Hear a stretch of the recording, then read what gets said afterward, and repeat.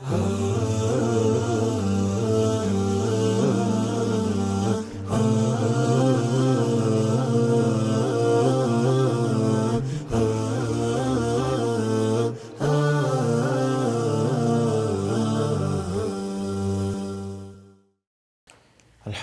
Rabbil Alamin.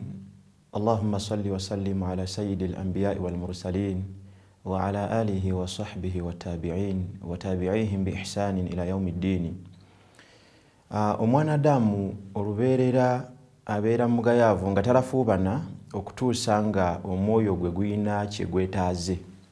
So nga ate mugamu ku mazima agakaawa kwe kubeera nti omwoyo gw'omwana Adamu bye gwagala gusobola okufuuka omu ku balabe be abasinga okubeera abannamuzisa. Singa omwoyo guno nnyini gwo tagukomako n'aguleka ne gubeera nga agutuusaako buli kye gwagala.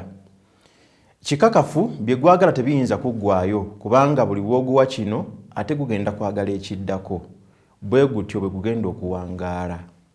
So nga ate ojja genda okwetegereza nga omwoyo gw'omuntu gujja kululunkanira nnyo ebiguumazi ebyamangu ate bibeere nga bimulesa ebyo ebyamazima ebyannamaddala eby'okusigalawo. Owekitiibwa Allah subhanahu wa ta'ala atugamba mu suratu Nazi'ati aya ya 38, wa amma man khafa maqama rabbihi wa naha an-nafsa 'anil hawa fa innal jannata hiya al-ma'wa.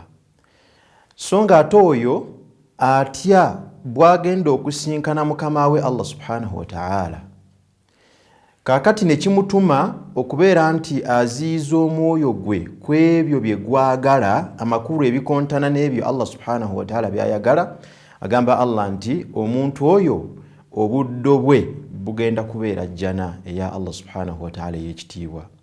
N'olwekyo omuntu yeetaaga afeeyo nnyo amanye omwoyo gwe gufaanana, ate bw'ategeera ekyo era alulunkane nnyo okubeera nti agukomeka.